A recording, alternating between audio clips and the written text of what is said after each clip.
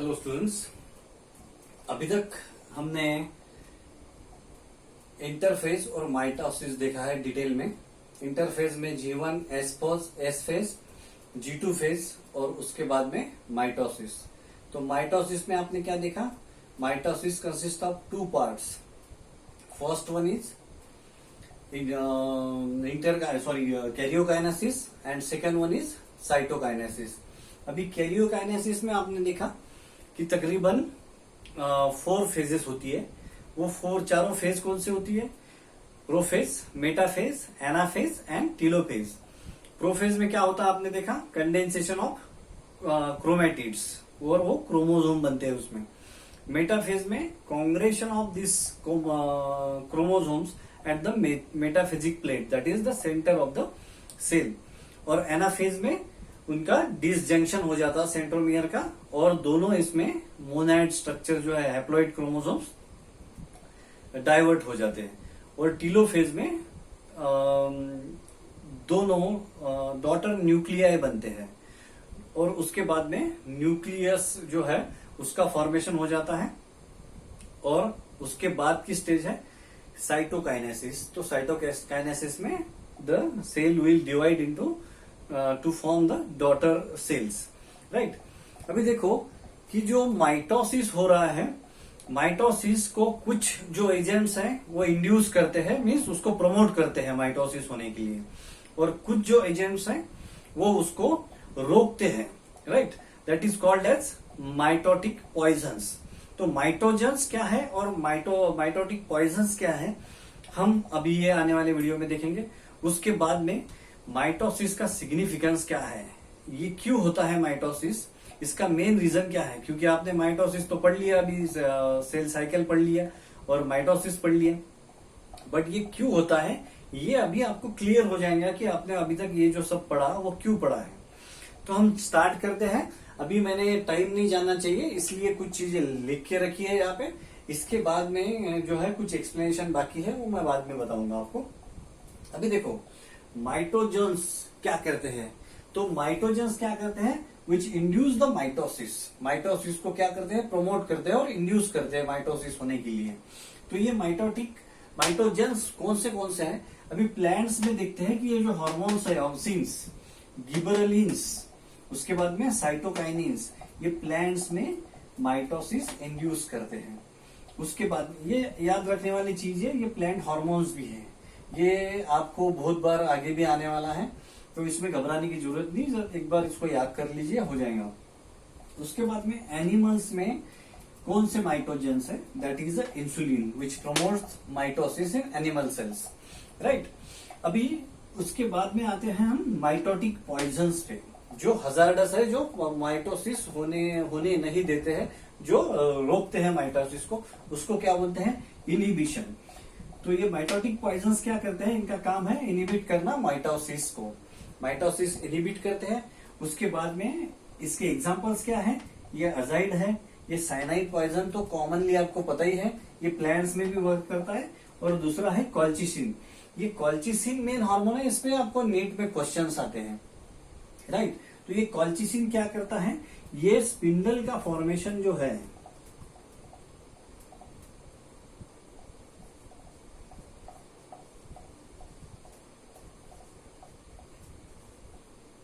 Spindle formation ये रोक देता है, ये होने नहीं देता। तो ये कॉल्चिसिन मेन है, आप इसको ध्यान रखिए। इसको क्या है, इसमें नीट में एग्जाम क्वेश्चन भी आए हैं इसके ऊपर। अभी ये तो हो गया माइटोजेंस और माइटोटिक पॉइजन्स। अभी हम आते हैं कि significance of mitosis. Mitosis mainly क्यों होता है सेल्स में? तो देखो, फर्स्ट पॉइंट है सरफेस वॉल्यूम रेशो। अभी जब सेल जो है वो स्मॉल रहता है, छोटा रहता है, तो इसका न्यूक्लियस का जो कंट्रोल है सेल पे, उसके मेटाबॉलिक एक्टिविटीज पे, वो बहुत अच्छे तरह से रहता है। बट अब ये सेल है बहुत बड़ा हो गया है, और न्यूक्लियस का साइज बहुत ज्यादा बड़ा नहीं हो सकता है, राइट। तो उस टाइम पे क्या होता है? सेलुलर एक्टिविटीज, मेटाबॉलिज्म जो सेल में हो रहा है उसको कंट्रोल करना थोड़ा डिफिकल्ट हो जाता है। तो जो सरफेस है, जितना सरफेस है उसमें काम से ज्यादा वॉल्यूम बढ़ जाता है, इंक्रीज होता है। ये स्मॉल साइज सेल है और ये एक बिग सेल है, तो स्मॉल साइज सेल में मेटाबॉलिक एक्टिविटी फास्ट होती है, बट जब सेल की साइज बढ़ जाती है तब मेटाबॉलिक एक्टिविटी फास्ट होना या प्रॉपर होना थोड़ा सा कंट्रोल में नहीं रह सकता है सेल के, इसीलिए वो सेल डिवाइड होते हैं। उसके बाद में ये nucleoplasmic ratio, nucleocytoplasmic ratio means nucleus का और साइटोप्लाज्म का जो रेशो है, तो मैंने बताया कि वो जनरली सरफेस वॉल्यूम रेशो और ये जो न्यूक्लियोसाइटोप्लाज्मिक रेशो, इसमें ज्यादा डिफरेंस नहीं है। जो सरफेस बताया मैंने आपको, वो सरफेस में कंटेंट ज्यादा हो जाता है काम से ज्यादा, that is the surface volume ratio. और न्यूक्लियोसाइटोप्लाज्मिक रेशो मीन्स ये न्यूक्लियस जो है और ये साइटोप्लाज्म का रेशियो है वो गड़बड़ा जाता है, that is also called as karyoplasmic index, है ना। तो शुरुआत में मैंने बताया था कैरियोप्लाज्मिक इंडेक्स मीन्स क्या होता है, तो volume of cell minus volume of nucleus equal to volume of cytoplasm, right. Volume of cytoplasm volume of cell minus volume of nucleus equal to volume of cytoplasm. तो ये चीज आप याद रखिए। उसके बाद में अभी growth of multi cellular organism, this is, ये 2 पॉइंट हो गए, this is third one, growth of multi cellular organism. अभी एक जब ह्यूमन या बेबी का बर्थ होता है तो उस टाइम पे वो किससे होता है, जाइगोट से होता है। मेल और फीमेल गमीट फ्यूज होके formation of zygote will takes place, right. So ये जाइगोट से फिर एक मेल इंडिविजुअल जब डेवलप होता है, एक बॉडी जब ग्रो होती, तो उसमें बहुत सारे सेल्स रहते हैं, है ना। उस सेल्स का जो रेशो है वो 6 into 10 raised to the power cells, इतने ज्यादा सेल्स हो जाते हैं, है ना। आप देखिए एक नॉर्मल बॉडी में कितने सेल्स रहते हैं, 6 into 10 raised to power minus 12 cells, 10 raised to power 12 cells रहते हैं। तो एक सिंगल सेल से इतना बड़ा ऑर्गन डेवलप होता है। अगर माइटोसिस नहीं होता था तो ये पॉसिबल नहीं होता था, है ना। सेल डिवीजन इसीलिए इंपॉर्टेंट है क्योंकि वो सेलुलर मास का ग्रो करता है। तो मल्टी सेलुलर ऑर्गेनिज्म में सिंगल जो सेल है जाइगोट, उससे क्या हो रहा है, पूरा ऑर्गेनिज्म ग्रो हो रहा है। उसकी रीजन क्या है, माइटोसिस है। उसके बाद में अगर आपको कभी एक्सीडेंट हो गया या कभी हाथ को कटता है, कहीं पे होता है, अगर सेल का रिपेयर नहीं होता था तो वो फिर वुंड जो है, घाव जो बोलते हैं उसको, वो हील नहीं हो पाता था, है ना। तो जब बॉडी में सेल्स रिपेयर होंगे या मल्टीप्लाई होंगे, जहां पे कट लगा है वहां के सेल की क्या हो गई, डेथ हो गई, तो वहां पे नए सेल बनके वो पोर्शन जो है उसको हील कर देता है। तो वो भी है cell division, that is mitosis का काम है। माइटोसिस क्यों बोलते हैं उसको, क्योंकि माइटोसिस में ये somatic cell normal body cells में होता है, इसीलिए वुंड का जो है वो हीलिंग करने के लिए भी माइटोसिस काम में आता है। ये बहुत सभी चीजें इंटरेस्टिंग है कि माइटोसिस क्यों हो रहा है, या नॉर्मल ह्यूमन की लाइफ में उसका क्या रोल है, प्लांट्स के लिए क्या रोल है, ये आपको बहुत पसंद आएगा। उसके बाद में रिप्लेसमेंट ऑफ सेल्स, है ना। अभी एक सेल की जो लाइफ है वो लिमिटेड रहती, कुछ दिनों के लिए वो अच्छे से प्रॉपर फंक्शनिंग कर सकता है, उसके बाद में क्या हो जाता है, ओल्ड हो जाता है। तो इसीलिए रिप्लेसमेंट ऑफ सेल बहुत ही इंपॉर्टेंट है। वो अगर नहीं होते थे तो बॉडी की फंक्शनिंग में या मेटाबॉलिज्म में बहुत फर्क गिरता था। जैसे आपकी स्किन है, उसके ऊपर सनलाइट गिरता है, कुछ होता है, वो डैमेज हो जाते हैं। अगर वो सेल रिपेयर नहीं हुए तो डैमेज सेल से आपको कुछ भी हो सकता है ना, डिसीजेस क्रिएट होते ही वो।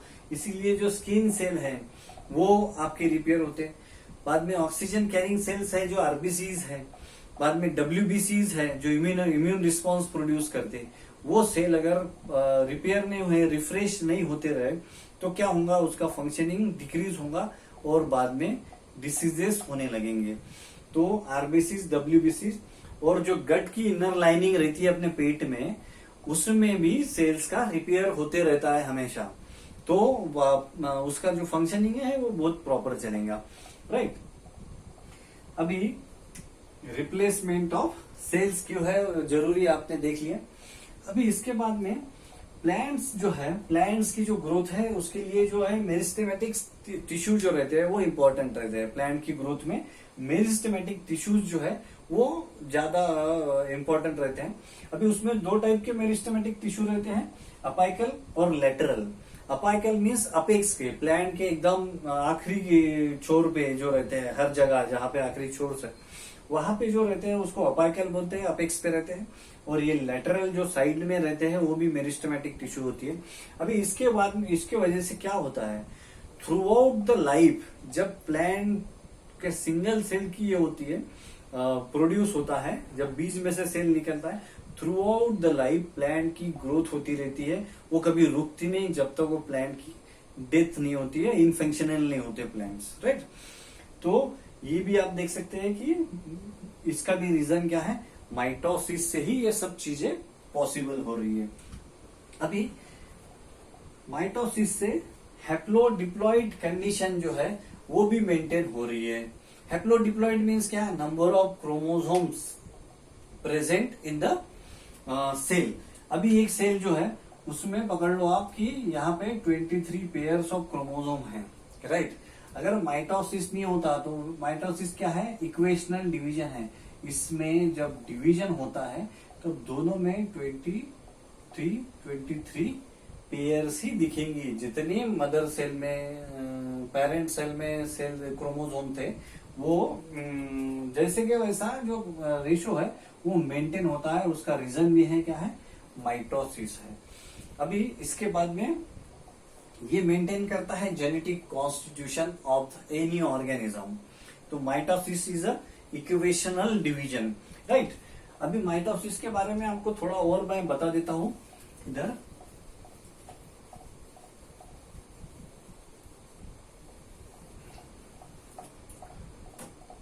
अभी माइटोसिस जो है, माइटोसिस में क्या हो रहा है,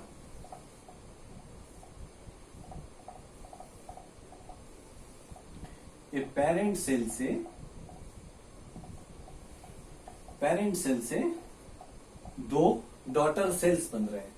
इसमें अगर सपोज 23 पेयर्स ऑफ क्रोमोसोम है तो इसमें भी 23 पेयर आएंगे, इसमें भी 23 पेयर आएंगे। सो इसमें क्या हो रहा है, डिवीजन क्या हो रहा है, इक्वल हो रहा है। तो इसको क्या बोलते हैं, इक्वेशनल डिवीजन भी बोलते हैं।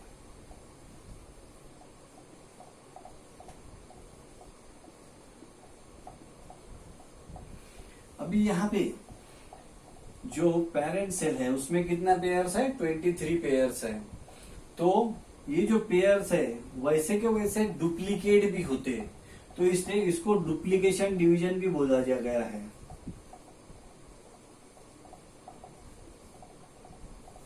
इसको क्या बोलते हैं, डुप्लीकेशन भी बोलते हैं। 23 पेयर्स के 23 पेयर दो सेट में बन के दोनों डॉटर सेल्स में आते हैं, तो इसीलिए डुप्लीकेशन डिवीजन में बोला गया है। अल्सो इसको थर्ड नाम है सोमेटिक सेल्स डिवीजन।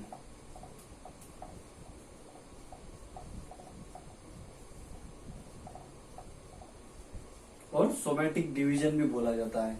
क्यों बोला जाता है कि मैंने आपको पहले ही बताया था, माइटोसिस जो है नॉर्मल बॉडी सेल में होता है, that is we called a somatic cell. और मियोसिस जो होता है, इसके बाद में हम पढ़ने वाले हैं, वो होता है जर्म सेल्स में या गैमेटिक सेल्स में, राइट। तो गैमेट्स क्या रहते हैं वो आप बाद में देखेंगे, आपको पता ही होगा। Gametes male and female gamete रहते हैं। अभी ह्यूमंस की बात करें तो मेल गैमेट है स्पर्म, और फीमेल में क्या है, ओवम, राइट। तो ये हो गया गैमेट्स।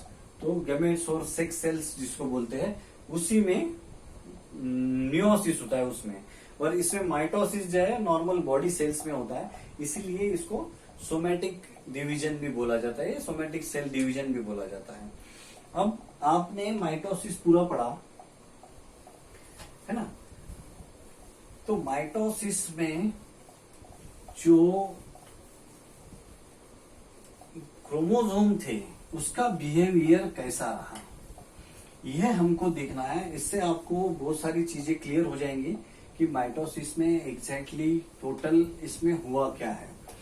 तो माइटोसिस में बिहेवियर ऑफ क्रोमोसोम जो है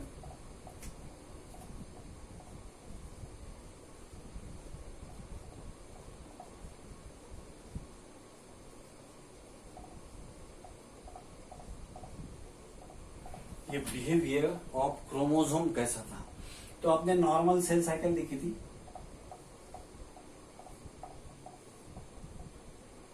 राइट। ये G1 फेज थी, S फेज थी, उसके बाद में ये G2 फेज थी और ये M फेज थी। इसमें माइटोसिस होता है, बराबर है। तो अब देखते हैं कि G1 फेज में कैसा था सेल का स्ट्रक्चर। G1 फेज में जो क्रोमोसोम्स थे वो कैसे थे। तो G1 फेज में ये जो क्रोमोसोम्स रहते हैं वो मोनैड फॉर्म में रहते हैं।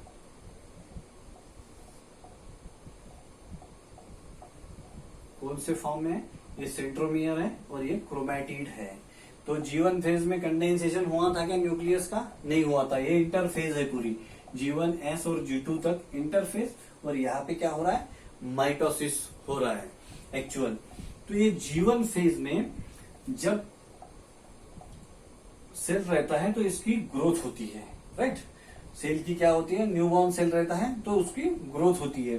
और वो ग्रोथ में इसमें आप देखिए कि नंबर ऑफ क्रोमोसोम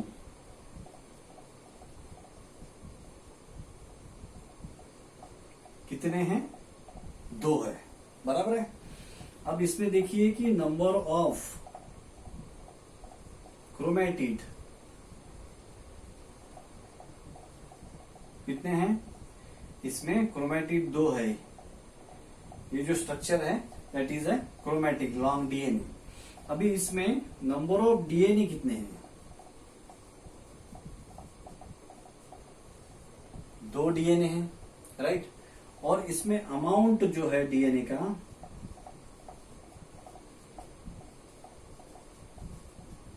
ये बहुत इंपॉर्टेंट है।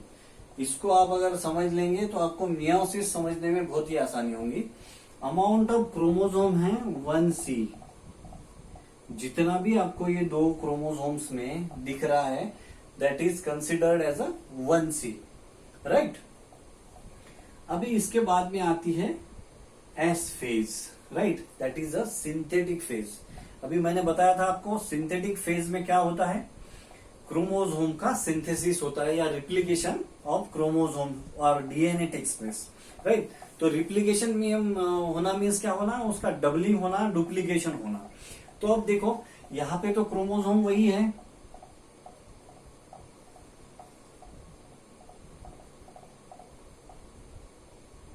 ये क्रोमोसोम पे क्या हुआ? डुप्लीकेशन हुआ है। ये जो क्रोमैटिड था, ये डीएनए था, वो डबल हो गया।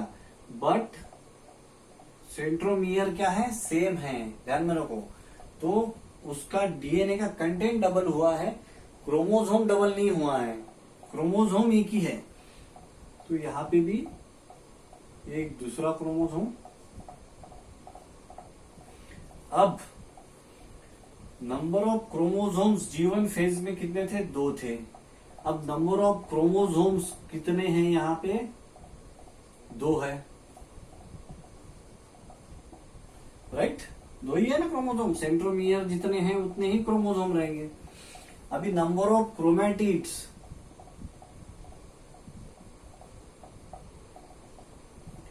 अब नंबर ऑफ क्रोमैटिड्स यहाँ पे कितने थे? 2 थे। यहाँ पे क्या हो गए? डबल हो गए।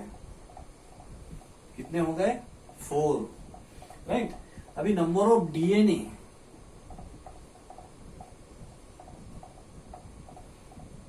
नंबर ऑफ डीएनए कितने थे? यहाँ पे 2 थे डीएनए मॉलिक्यूल। अभी डीएनए कितने हो गए? 4 हो गए। और अमाउंट ऑफ डीएनए जो है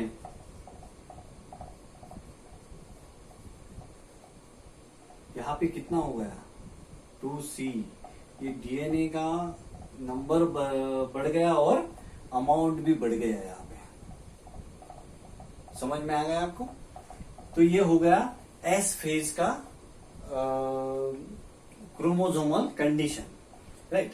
ये चीज आप ध्यान में रखिए, यहाँ पे एस फेज में अमाउंट डबल हो गया है। अब आते हैं हम G2 फेज में। अब G2 फेज में क्या होता था? ये G2 फेज में मैंने बताया कि क्रोमोसोम के बिहेवियर में कुछ भी प्रॉब्लम नहीं है, फर्क नहीं होता।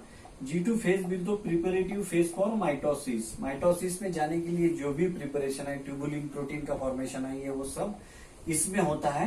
तो condition same as above.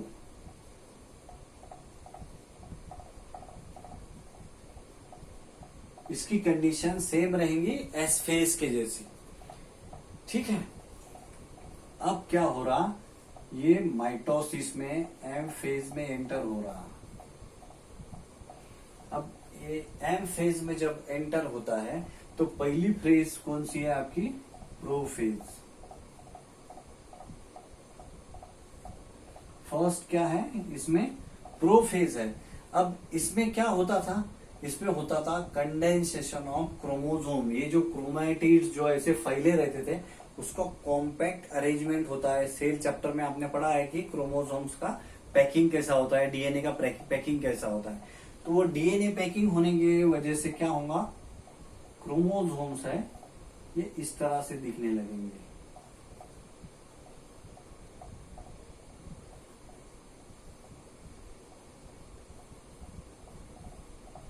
Right.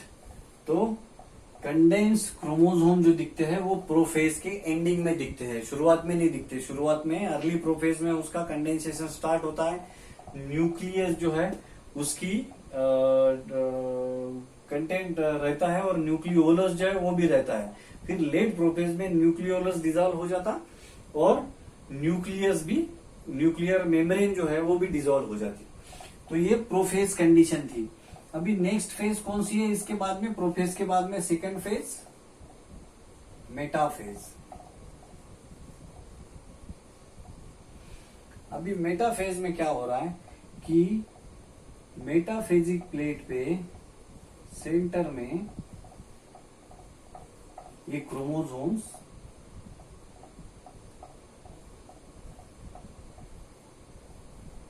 ऐसे गैदर हो रहे हैं, राइट। ये मेटाफेजिक प्लेट है जो सेल के सेंटर में बनती है और that condition we called as a congression of chromosome, right. तो यहां पे क्या हो रहा है? कांग्रेशन हो रहा है। यहां पे क्या हो रहा है? कंडेंसेशन या कंडेंस्ड क्रोमोसोम।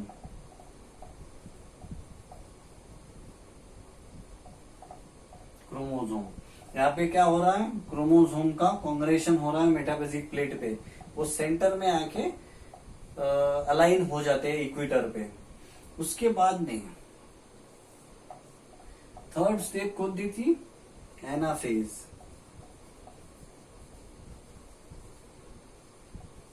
थर्ड फेज में क्या हो रहा था?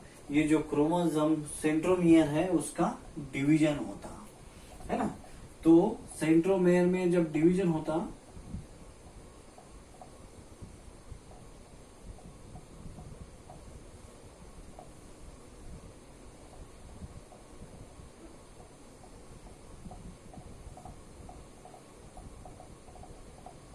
तो वो दोनों पोल की तरफ जो है, दोनों पोल की तरफ एक एक क्रोमोसोम मूव होते हैं ना फेज में। और फाइनली टीलोफेज में क्या होता है?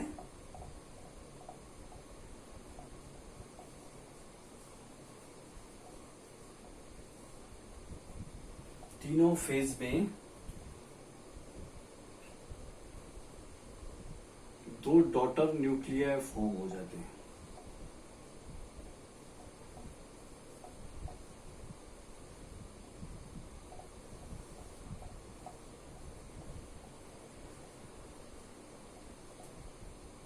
राइट। तो ये टीलोफेज में क्या हो रहा है कि ये जो दोनों क्रोमैटिड्स है वो आप अपनी पोल की तरफ मूव होके, ये टीलोफेज में जो सेल रहता है एक ही सेल में दोनों डॉटर न्यूक्लियाई फॉर्म होते हैं। अब इस स्टेज में क्या होता है कि ये जो क्रोमोसोम का डीएनए है वो ये जो मोनैड फॉर्म है इसका, जो पहले जीवन फेज में था वही फॉर्म में आ जाता है। यहां मोनैड फॉर्म है, यहां कौन सा फॉर्म होगा, डायड है ना, डुप्लीकेशन हो गया क्रोमैटिड्स का। तो इसमें डुप्लीकेशन हो रहा क्रोमैटिड्स का और फिर से यहाँ पे एनाफेज में उसका डिवीजन होके ये फाइनली टीलोफेज में पहुंच जाता है। और टीलोफेज से साइटोकाइनेसिस होने के बाद में फिर वो जब दो डॉटर न्यूक्लियाई जब हो जाते हैं उसमें, तो उसी कंडीशन में अब यहाँ पे जो है आप देखिए कि यहाँ पे नंबर ऑफ क्रोमोसोम्स कितने थे, नंबर ऑफ क्रोमोसोम 2 थे, बराबर है। अभी इस कंडीशन में नंबर ऑफ क्रोमोसोम कितने हैं, 2 ही है। अमाउंट क्या है, 2C है। ये सब हो गया यहाँ पे। अभी इस फेज में टीलोफेज में क्या हो रहा है कि एक ही सेल के अंदर है पूरा, तो यहाँ पे अमाउंट भी उतना ही हो रहा है, बट यहाँ पे क्या हो रहा है, उसका डिवीजन हो रहा है। और इस कंडीशन में क्या हो रहा है, फिर से वो ये स्टेज पे आ जाता है। समझ में आया आपको, ये जीवन की जो फेज थी वो फिर से टीलोफेज में जब सेल डिवीजन हो जाता है फिर से वही कंडीशन आते 1C में आ जाता है। तो यहाँ पे कैसा हो गया कि यहाँ पे एक सेल था, जब नॉर्मल ग्रोथ होती है सेल की तो उसमें कार्बन कंटेंट कितना था, 1C था। बीच में उसका कार्बन मीन्स क्रोमोसोमल कंटेंट उसका जी फेज में एस फेज में 2C हो जाता है, right. During S phase 2C हो जाता है। और फिर से वो जब सेल का डिवीजन होता है तो दोनों सेल में 1C क्रोमोसोमल कंटेंट जो है वो हो जाता है, राइट। तो ये हो गया इक्वेशनल डिवीजन, इक्वली क्या हो गया, क्रोमोसोम्स डिवाइड हो गए पेरेंट सेल से डॉटर सेल्स में। तो होप कि आपको यहाँ तक समझ में आ गया होगा। अच्छा, अभी इसमें जहां तक है वहां तक मैक्सिमम मैंने कवर कर लिया है।